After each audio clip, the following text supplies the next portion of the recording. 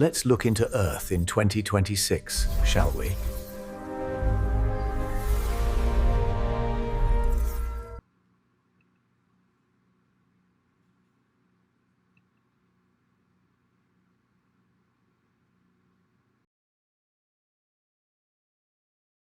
Ancient Egyptians, what did they really look like?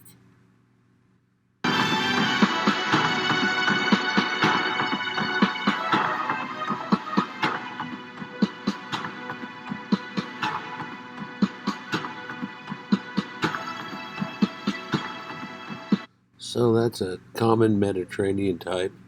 Yeah, Caucasian, everything. So what else? Wow, that looks like a white guy I grew up with named Todd. Wow.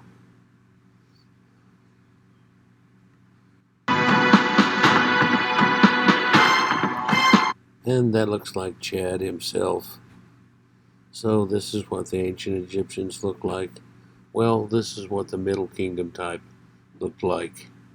The ancient Egyptians had much more blue eyes, as shown by their own statues, and of course, realistic and true blonde hair and red hair. In fact, that Egyptian uh, Hierakonpolis place has a graveyard that is separated by hair color. Isn't that amazing?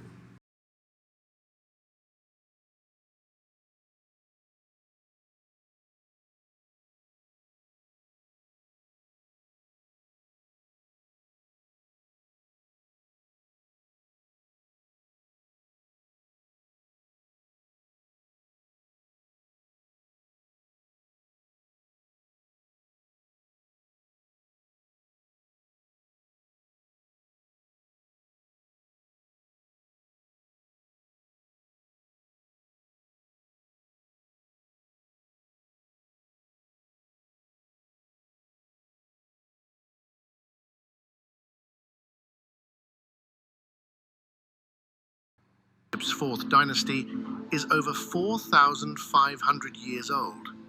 But look at this detail. On three sides of the throne, two plants are tied together: papyrus from Lower Egypt, lotus from Upper Egypt. They're wrapped around a central column, a windpipe, like the lungs of Egypt, breathing together as one. This symbol is called the Sema Tawi, the union of the two lands. The papyrus and lotus are literally tied around the trachea, showing how North and South Egypt are joined as one living system. To the ancient Egyptians, Egypt wasn't just a country, it was a living body. And the pharaoh? He's the one keeping it alive. Even his name, carved beneath his feet: Khafra, Ka-Fi-Ra,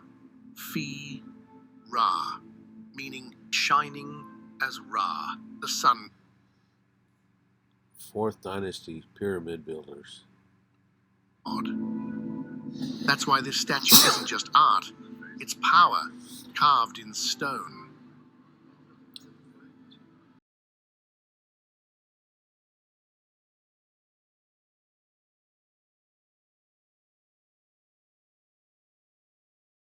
Egypt, the elusive Sobeknefru, Egypt's earliest confirmed female king. She ruled around 1806 to 1802 BC.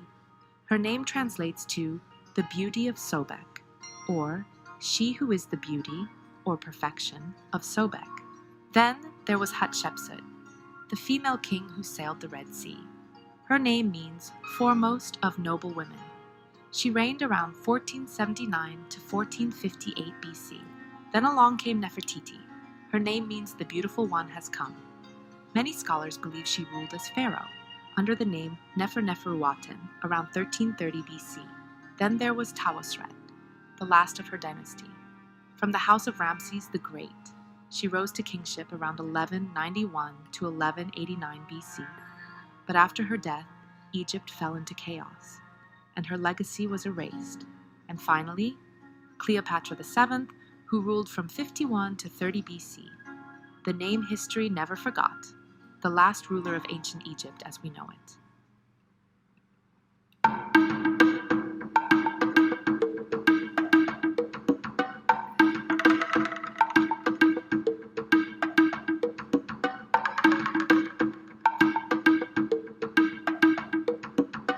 Is the pre-dynastic mummy of Ginger. He comes from pre-dynastic times, so he's in the elderberry, buried on his left, in kind of a fetal position. But if you look close, he had natural blonde hair. Enjoy. You can still see the blonde hair on him.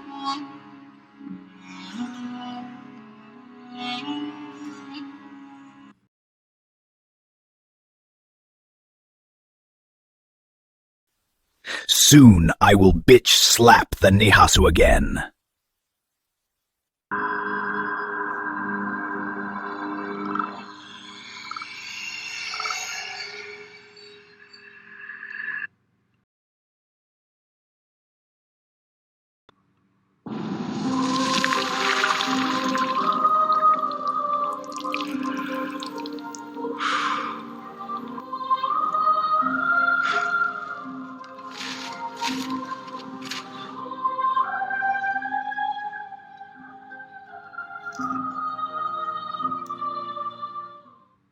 Seem to have been particularly popular in Middle Egypt.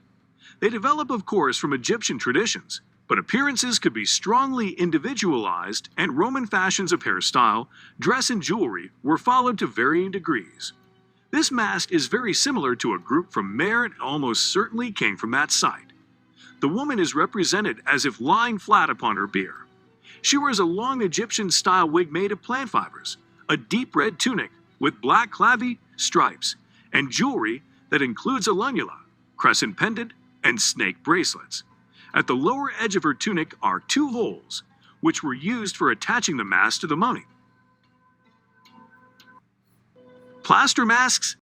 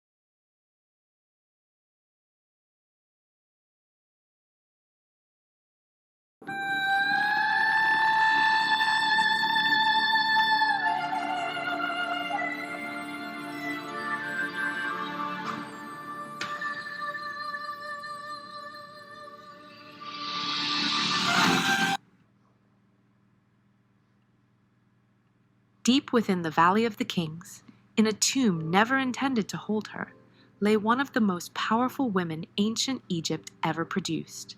She was not found crowned. She was not found named. She was not even found clothed. For decades, she was known only as the Elder Lady.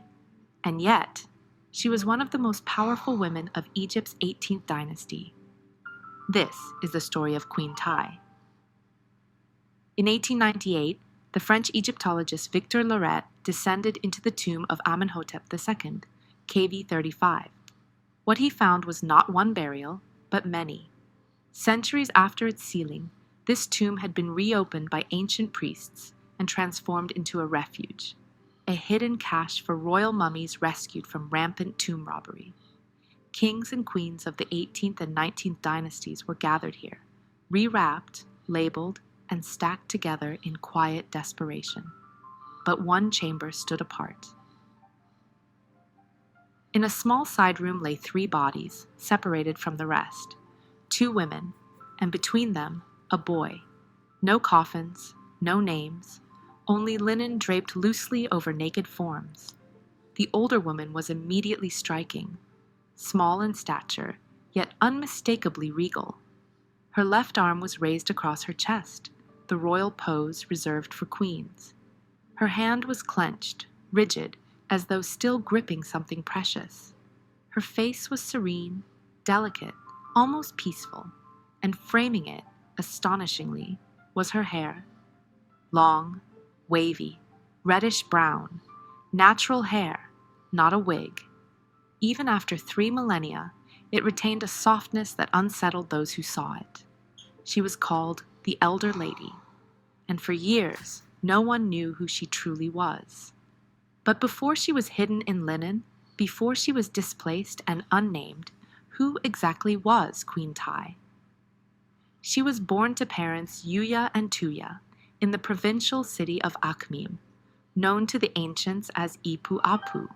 They were not royalty, but belonged to the highest ranks of Egypt's elite.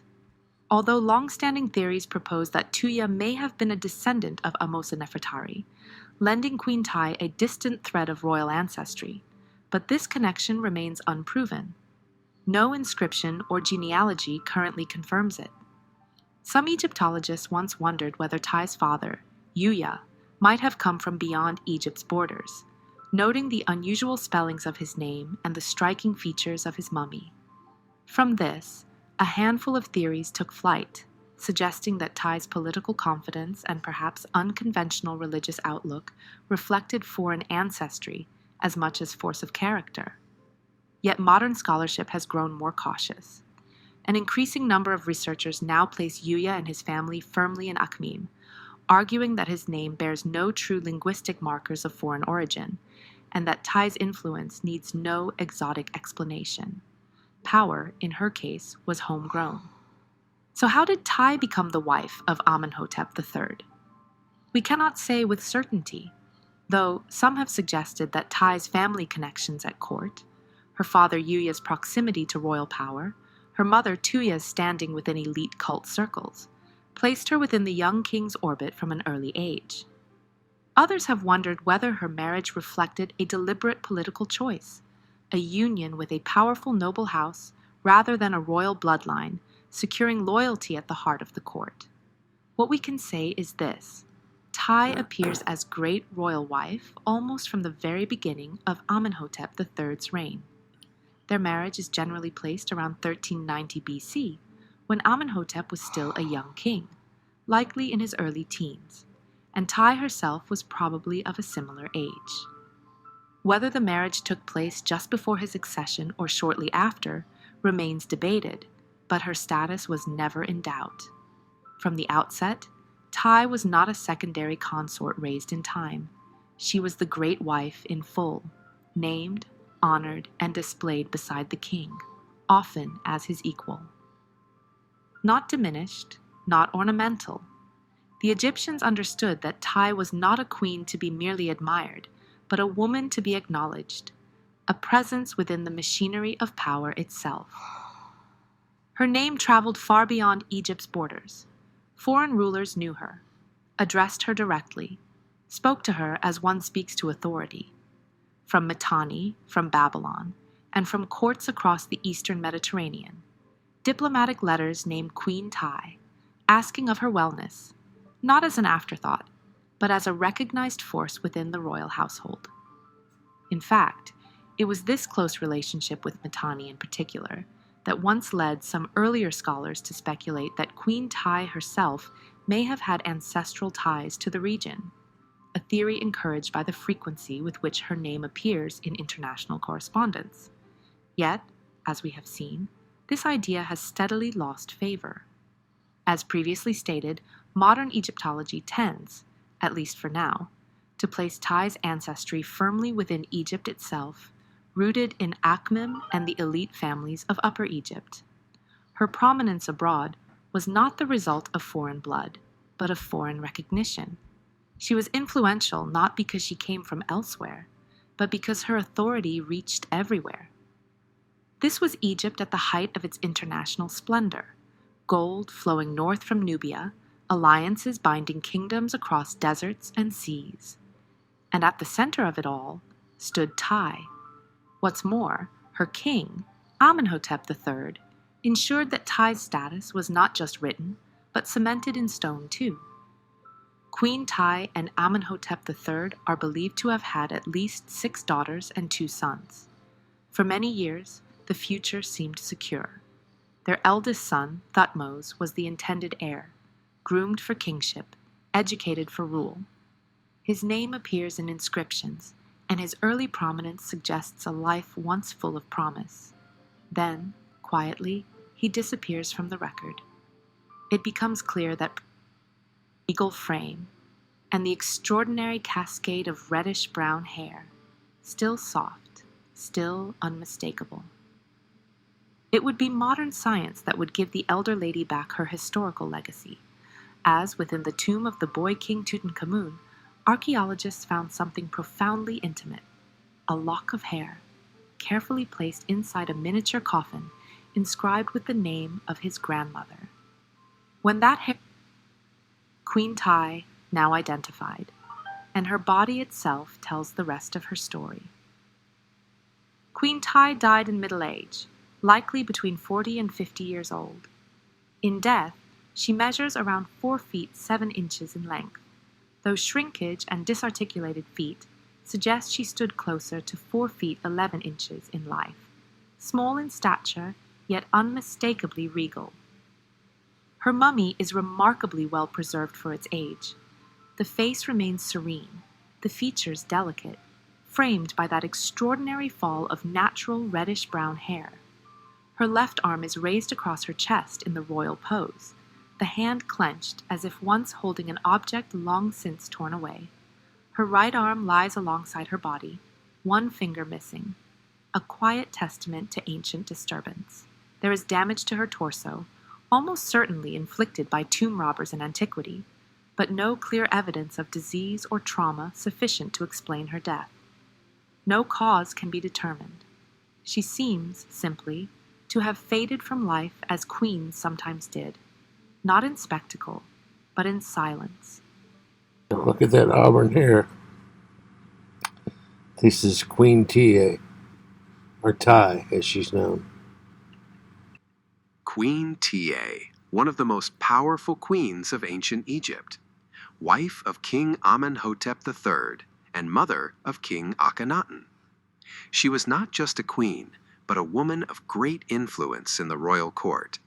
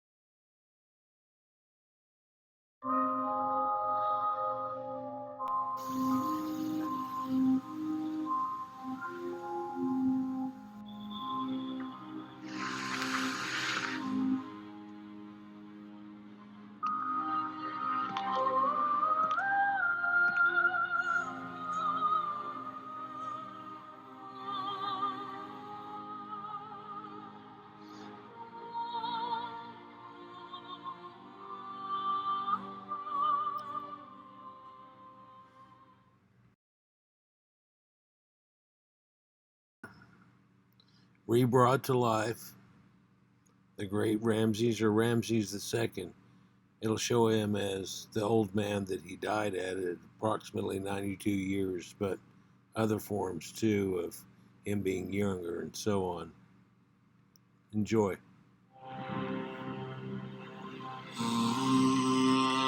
Red hair.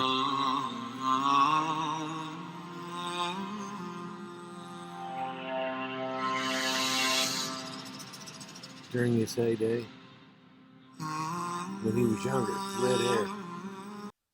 Soon I will bitch slap the Nihasu again. Red-headed.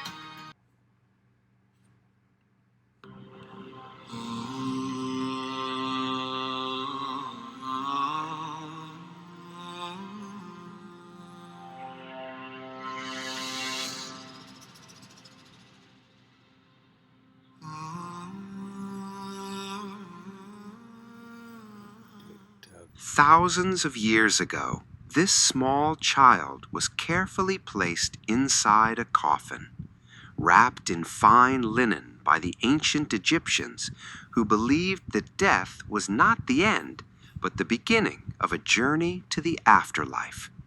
A child's mummy, carrying the story of a civilization that believed in eternity.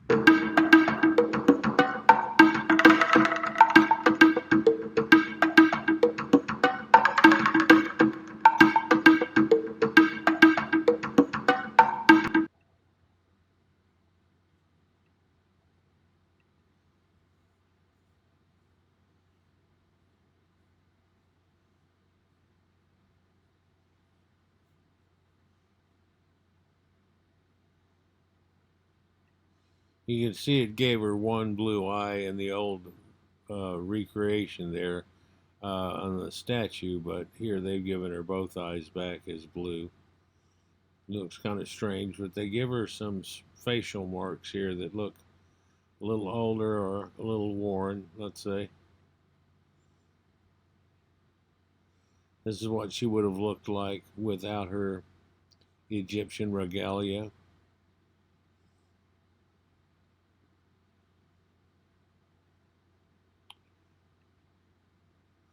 which really starts to look like Neiman photographs from the 70s or whatever. But yeah, so this is what she would have possibly looked like.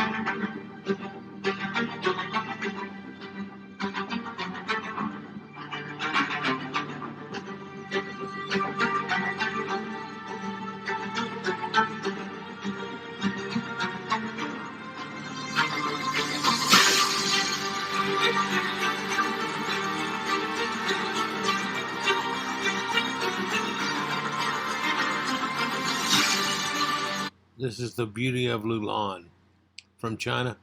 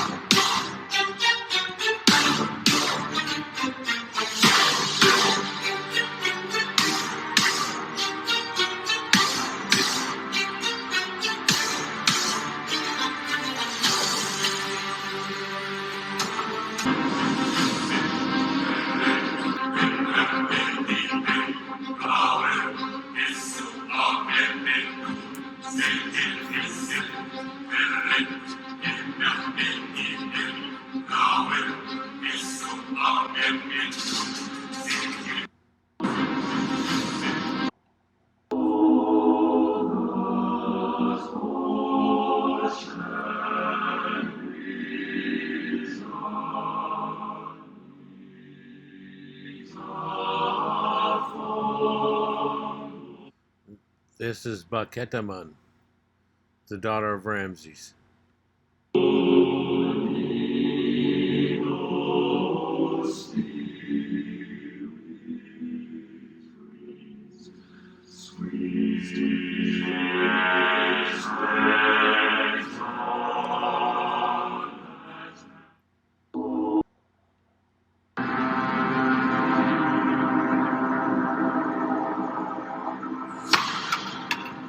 Queen Hinatawi.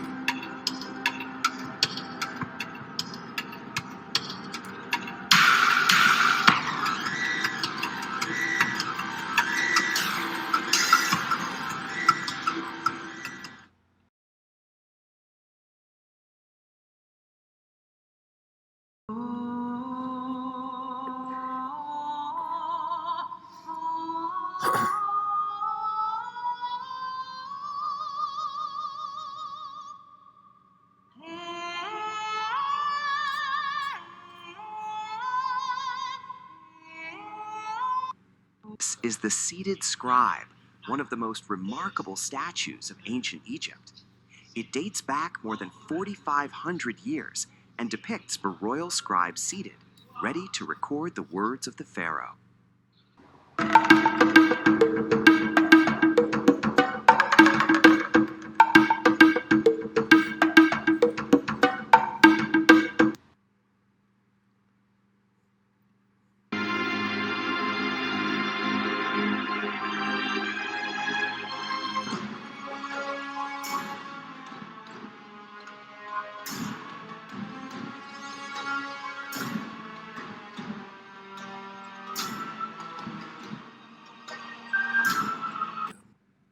Lies scarcely 5 feet tall, wrapped with extraordinary care, her fingers still individually bound, and upon her face a faint, unsettling smile, as though she knows a secret of which death could not take from her. From the back of her head spills long, reddish hair, still clinging to her scalp more than 3,000 years later. This is Mummy KV60B, discovered within a towering 7-foot sarcophagus deep in the Valley of the Kings. Her coffin names her plainly, Great Royal Nurse In. Today, she is believed to be Sitre In, the woman who once nursed a child destined to become one of Egypt's most extraordinary rulers, the female king, Hatshepsut. Sitre In was discovered near to a mummy believed, controversially, to be that of Hatshepsut herself. For an adult to be buried close to their wet nurse would almost certainly suggest a close bond. Wet nurses in ancient Egypt were not chosen lightly, for it was believed their qualities passed through their milk. Bonds could form as strong as blood, sometimes stronger, and so Sitre In's legacy endures, not as a servant, not as a footnote, but as a woman quietly woven into the making of a king, smiling still, as though history never truly let her go.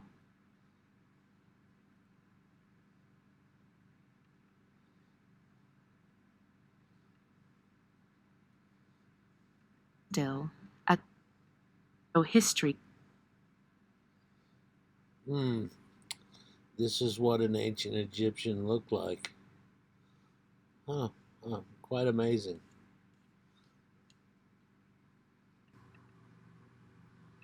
Jamie, pull up an image of it. It's very strange. Even just looking at the Sphinx, you can tell that the head was built later because it doesn't fit the body. Yeah, it has. Yeah, that right there is the new Christian apologist guy that knows that the Bible says that the world's only 4004 BC, but he's kind of agreeing with Joe Rogan here and showing you that. But I've said this many times over and again, and I have a few different videos about it. You may want to check and see.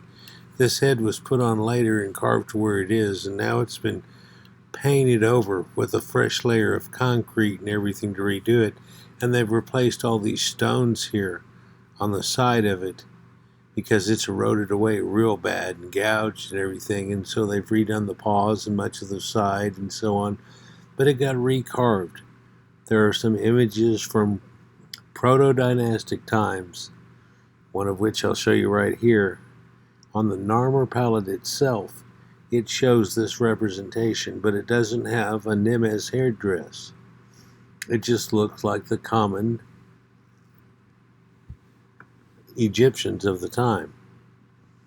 And it looks like that before that, it was a bigger head and even the head of a lion, like Leo, to go with it.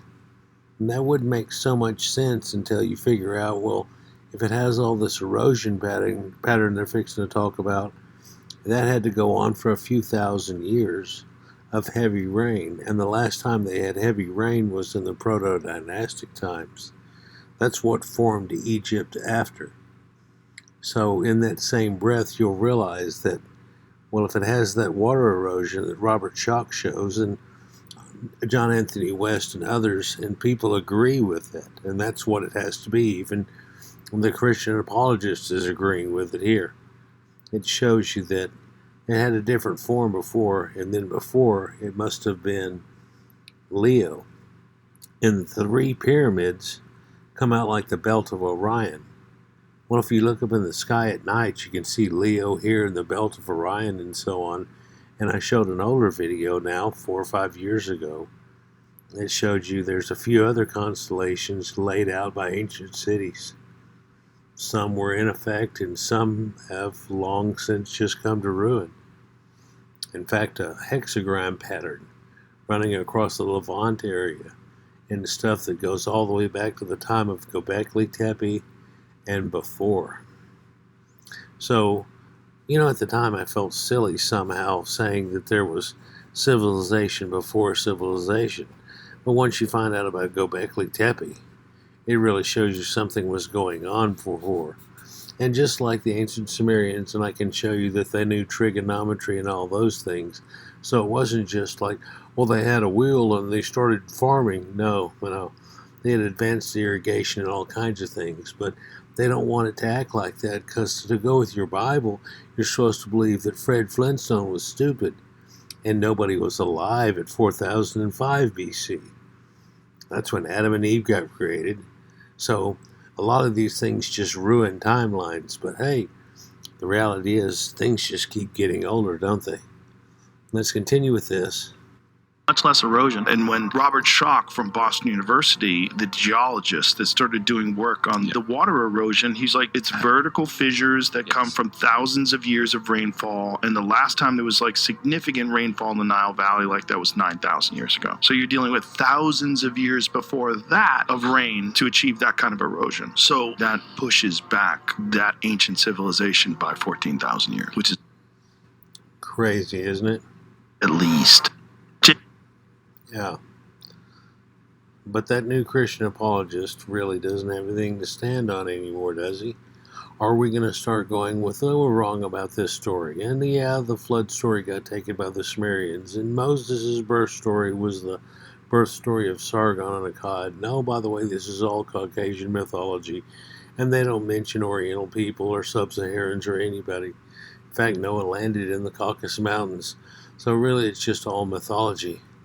Well, that would just tear that apart, wouldn't it? Whoopsie. But how old is that Sphinx? From the ancient Egyptian point of view, you're there 4,500 years ago, and there's a time 8,000 years before that, which is very, very, very important to you. You could use astronomical language and megalithic architecture to memorialize that date on the Giza Plateau, except for one thing, and that's the erosion patterns on the Sphinx. And we're pretty sure that the Sphinx, at least, does date back to 12,500 years ago. And with the so-called Valley Temple, which stands just to the east of the Sphinx, attributed to Khafre on no good grounds whatsoever, and the Sphinx Temple, which stands directly in front of the Sphinx. Huge megalithic construction with blocks of limestone that weigh up to 100 tons each. From the ancient Egypt.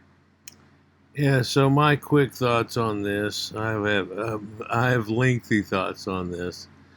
I seem to have found that a yardarm, a piece of rock sticking out there, at least somewhat may have mimicked something in ancient times, and when it was lining up with the equinox, they figured that all out. The same people that made all the stone circles and things, and agriculture, figuring out the seasons, and anyhow, they carved it eventually into what everybody believes is a lion. In the age of Leo, when it's facing right at it, just makes sense for somebody to do that. And also, that temple that he talks about, that has mass amounts of erosion on it. And they say, well, it matches the stuff over here. But yeah, that's the one that Robert Schoch and everybody talks about, shows an erosion that went back whenever they had rainfall that they haven't seen in 5,000-6,000 years. And if you want to see that amount of rainfall, we're going to have to go back thousands of years of steady rainfall and sand being in that water and eroding the ways, or it wouldn't make sense for it to be like that. I mean, he thought it was bullshit till he went out and saw it, and he goes, yeah, that's like water erosion where it's pouring over a rock, and that's limestone. We can go over here and find a little place that's a waterfall type thing coming off a rock, and how long is it going to take that to erode it away to what we're looking at here? And it's like, oh, a whole lot longer than what. Well, there hasn't been rain in Egypt in a long time. Oh, wow. So, wow, okay, that just seemingly dates that to that time. Now, I've got another artifact that I showed a video of and a picture with the different things on the Narmer palette itself. It looks like, well, the Sphinx wasn't there yet, and in the timeline it's not supposed to be. But what do they show? They show this thing that looks like the Sphinx, but it's no longer like a lion. It's just a regular person. It doesn't have a pharaonic headgear or anything onto it, and the race that's added to it whenever it becomes the Sphinx that we know of today. And it used to be painted and all kinds of things and stuff and real nice. And the reason it even is holding on now for the parts that look nice is it's been rebuilt and rebuilt and rebuilt. Yeah, and concrete done all over the cowling that he has there and so on too, or it wouldn't be held together. And of course there's a lot of wind erosion that could happen.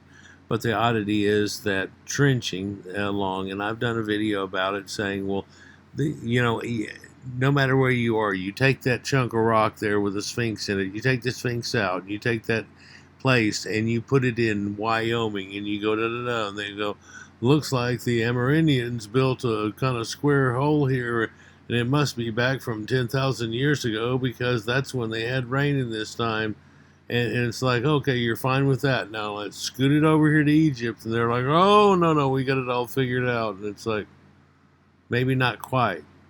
Maybe the redoing of the Sphinx into a pharaoh was the time that you're trying to give for that they made it. Yeah, it makes sense. Anyhow.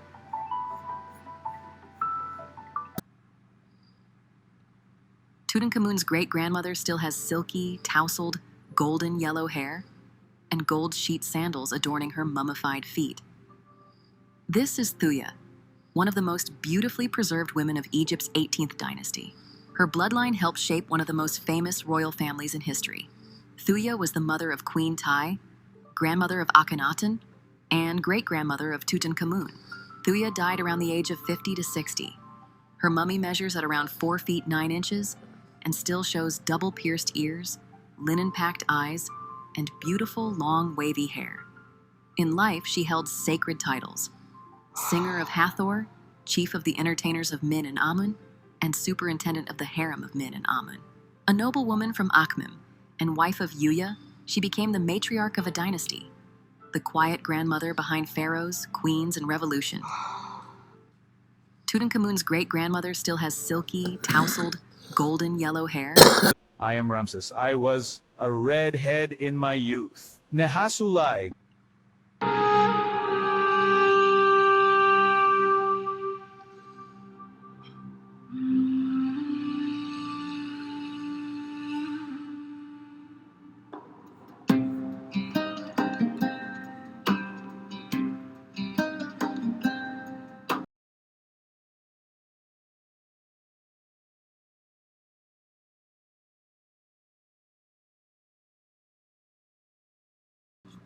Here in the Zondervan Compact Bible Dictionary, there's a description or a definition of Ham.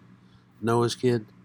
He's the youngest son of Noah, born probably about 96 years before the flood. So one would have to believe that a 96-year-old person was in that flood. So these are very much thrown off numbers and incorrect. But one of 8 persons to live through the flood, and he became the progenitor of the dark races, not the Negroes, making sure of that, but the Egyptians, Ethiopians, Libyans, and Canaanites. Well, those people aren't even dark necessarily. The Egyptians were always Caucasians, but a large portion of the Egyptians were a Mediterranean people, so they had an olive-type skin. So that's different. But Libyans and Canaanites, well, Libya was the name of ancient North Africa in the time, and the Ethiopians were a mixed race people. But then again, Ethiopians is incorrect because the Greeks that coined the name said they were always a people living at the far east and the far west of the known world where the sun rises and sets. Hence their sunburnt faces. So sunburnt, not constantly melanated too. So we don't have that. So would anybody like to venture to guess where the Oriental people came from in that book? Or mentioned at all?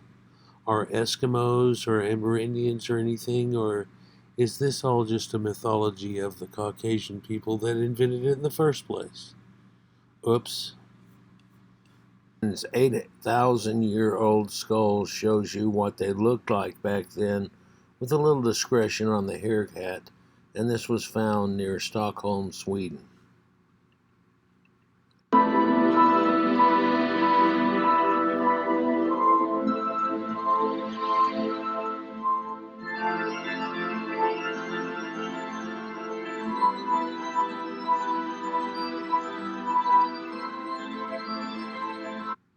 So this is where the discrepancy on the hair might come in, but That looks a lot like my Uncle Dennis whenever he was younger.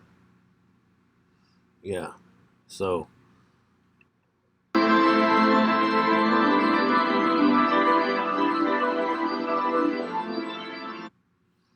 Amazing, these recreations here. A affluent family of an Anglo-Saxon girl who apparently died just whenever she became a woman. Enjoy.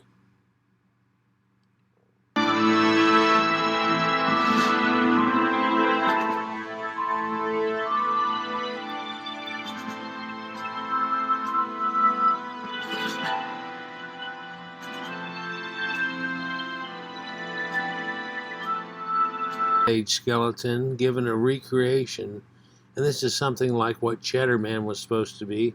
So let's see what it looked like. What did they do to this one? Southern Norway.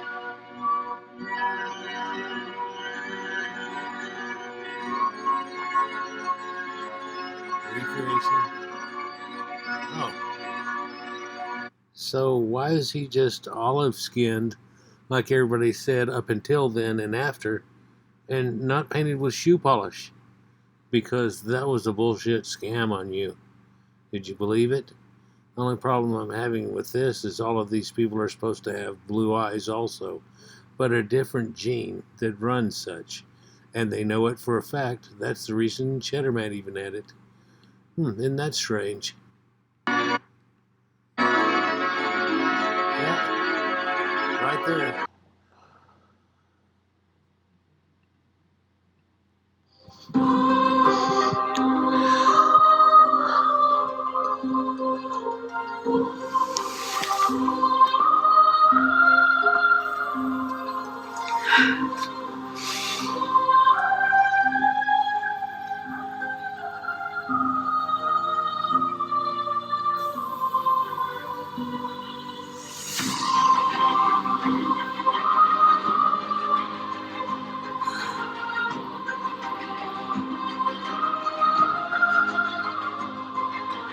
Nana, is that you?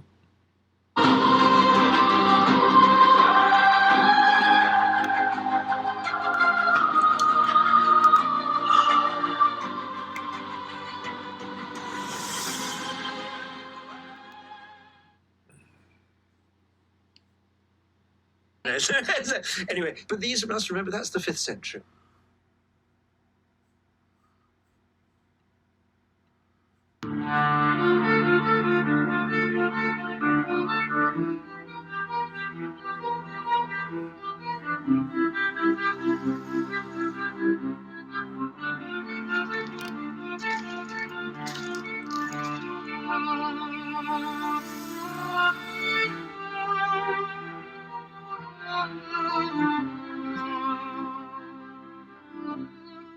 Jason Mummies. Let's see what her recreation looks like. How she looked when she was younger. How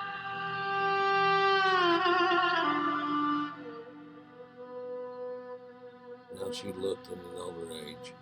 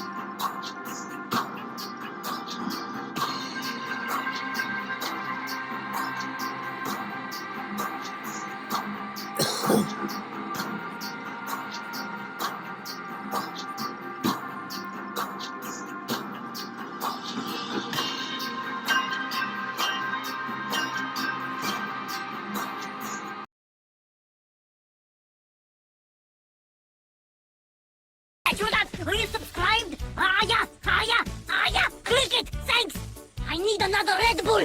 Zip.